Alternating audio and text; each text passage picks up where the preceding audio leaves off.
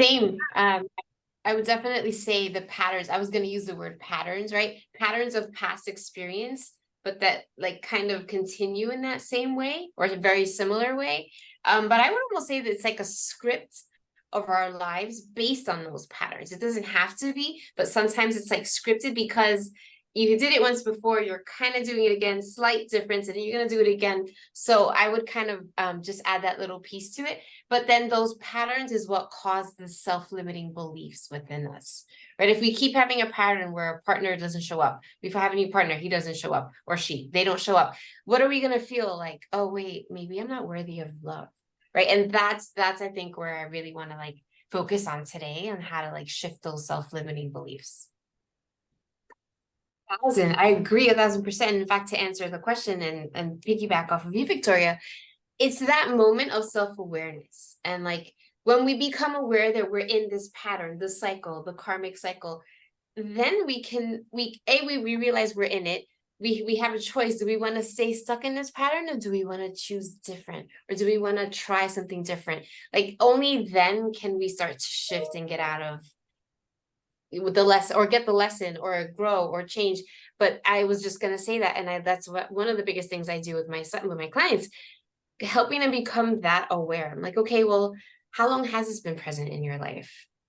Is this something that you continuously choose consciously or unconsciously or subconsciously? Like, is this something, and I kind of bring that like flashlight, if you will, to this one little area of your life that continues in a similar pattern. So same, self-awareness is so key here.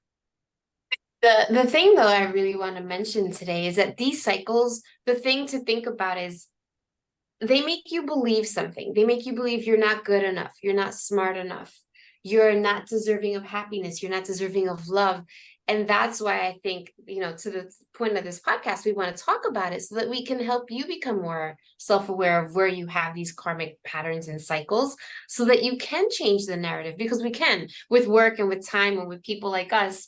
It is possible to change that narrative because we are good enough. Just because we're alive and we're breathing, period, you're already good enough. So that's one of the biggest things for me and how I help my clients with the karmic cycles. I don't really go into the soul part of it as much as you yummy beings, but I definitely can recognize in myself because it's a pattern, and we kind of delve into it. But rewriting those scripts, rewriting those affirmations, rewriting those beliefs that you have about yourself is possible.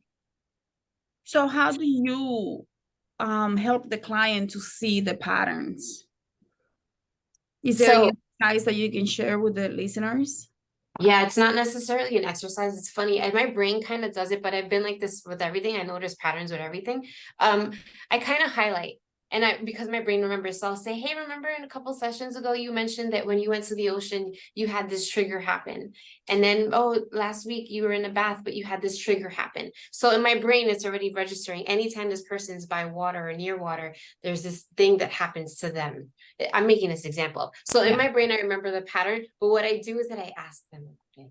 And through the asking and helping them recall it, that's where that self-awareness comes into, right? Like, oh, wow, yeah, you're right. Oh, wow, okay, yeah, that was 2 weeks ago. And so it's like putting it in front of their face in a way that they weren't recognizing it themselves. So I guess it's an exercise, but I don't call it that. It just kind of comes out that way.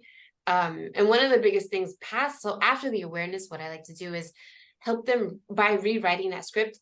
I love affirmations. We've talked about this on many of our podcasts, but I love affirmations in the sense that you get to write your own. Because sometimes I am worthy, I am worthy, I am worthy. If you're saying words that other people created, while it can be a great affirmation, if it doesn't make your heart sing, change it, right? Yeah. Like change it.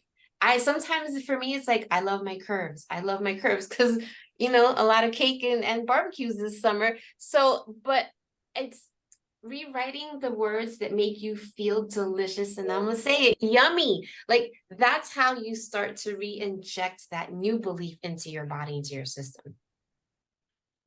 I love the self-compassion piece of it, Melvis, 1,000%, because we can just, without wanting to, we can perpetuate that negative self-limiting belief because then we're judging it for having it. So we're not even really moving past it. But having some self-compassion is so vital.